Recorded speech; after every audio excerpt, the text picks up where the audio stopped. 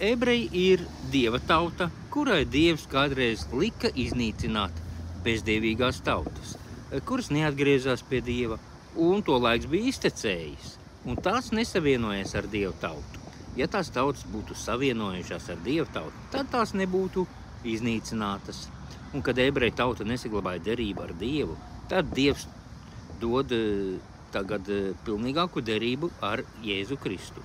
Tagad Dieva tauta ir baznīca, un katrā tautā tagad ir baznīca, caur kuru kļūt par Dieva tautu.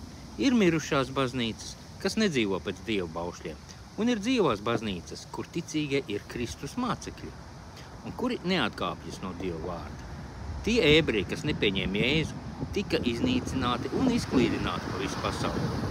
Un tagad Izraels apvienojas, jo Dievs to apsolīja.